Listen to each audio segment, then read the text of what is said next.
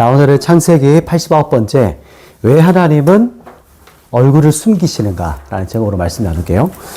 우리 지난 시간 잠깐 한번 돌아보면 아벨의 예배를 받으시고 가인의 예배를 받지 않으셨어요.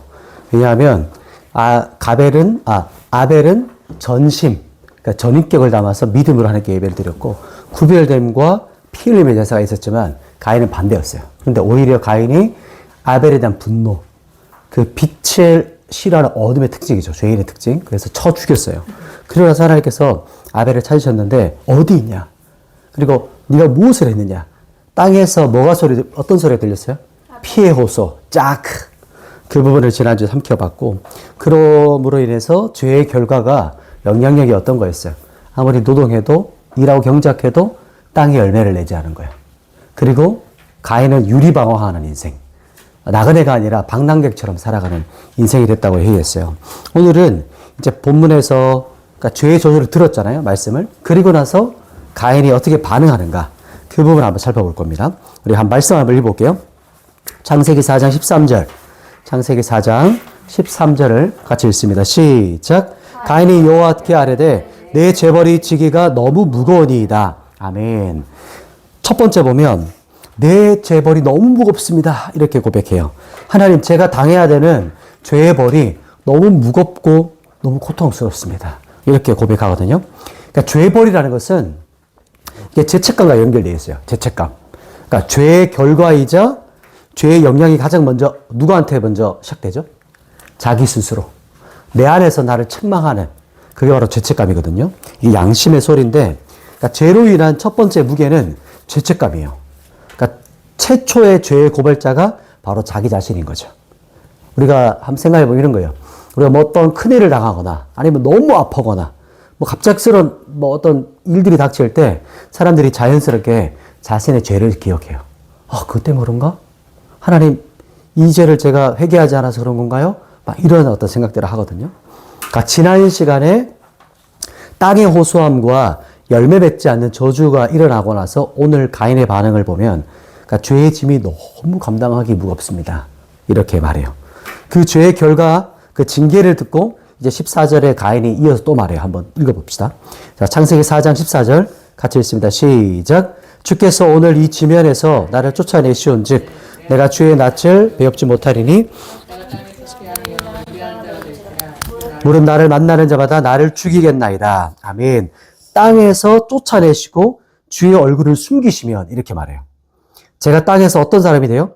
유리방어하는 방랑객이 됩니다. 여기서 주의 얼굴을 어떻게 하냐면 배웁지 못하리니라고 했잖아요. 배웁지. 여기서 배웁지 못하리니가 이제 의역해서 배웁지가 사타르라고 해요. 사타르. 사타르는 뭐냐면 숨기다, 감추다, 보호의 부수적인 개념을 또 가지고 있어요. 그러니까 감추시는 거예요. 숨기시는 거예요. 고향이 없고 친족이 없이 방황하는 자. 그런 어떤 일이 어떤 특징이 있죠. 그 사람들에겐 생명의 위협을 당해요. 그 당시에 우리 예전에 아브라함 나눌 때 고대 근동사회에 대해서 나눴어요. 그게 시족사회거든요. 부족사회. 근데 왜 사람들이 가족과 친인척끼리 모여 살았을까요? 그 당시 시족들이.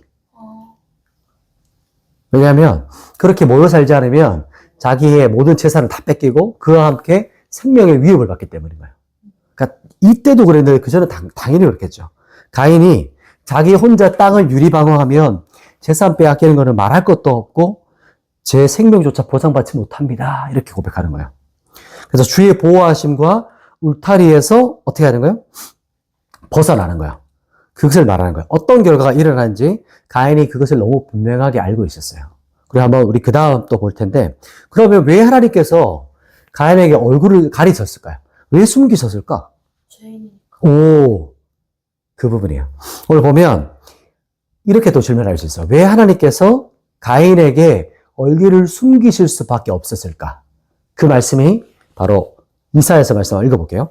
이사야서 59장 2절 앞에 있습니다. 같이 읽습니다. 시작.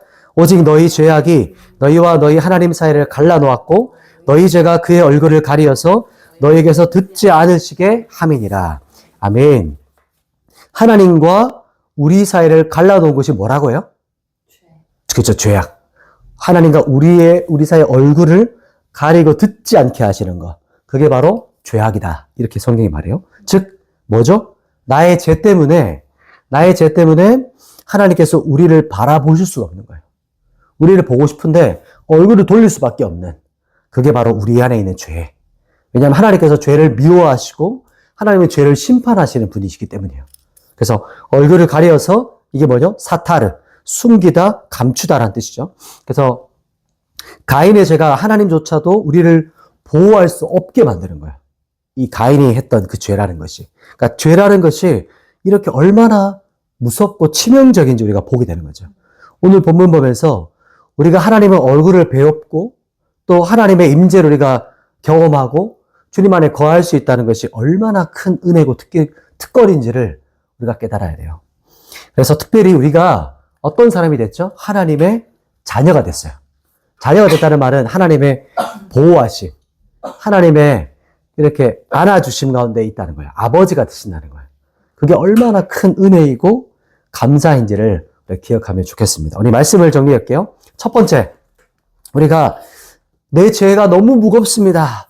죄의 결과이자 영향이 먼저 자기 자신, 양심, 죄책감이 먼저 나를 책망해요. 그러니까 죄로 인한 첫 번째 무게가 죄책감이거든요. 그리고 또 뭐라고 하냐면 하나님의 얼굴을 배웁지 못하게 되는 거예요. 즉 하나님께서 얼굴을 가리시는 거예요. 하나님의 보호를 받지 못하는 자가 되는 거죠. 두 번째 봤던 것이 왜 하나님께서 가인에게 얼굴을 가리실 수밖에 없었죠? 우리의 뭐 때문이죠? 죄. 죄가 하나님과 우리 사이를 갈라놓았던 거예요. 그것은 우리 죄악 때문이고, 그런데 우리가 지금 하나님의 자녀가 됐다는 게 얼마나 큰 축복 그리고 특권이고 감사인지 우리가 오늘 하루 또 깊이 묵상하고 이렇게 붙잡고 살아갔으면 좋겠습니다. 제가 기도하고 마치겠습니다. 하나님, 죄가 하나님과 나의 사이를 갈라놓았습니다. 그러나 예수님께서 그 갈라진 사이를 십자가에서 담당하시고 죄가 되셔서 우리를 구속하신 그 은혜를 오늘 다시 기억합니다. 하나님이 나의 아버지가 되셔서 나를 보호하시고 나를 인도하시고 나를 감싸주시는 아버지의 사랑 안에 오늘도 살아가기를 소망하고 주님을 바라봅니다.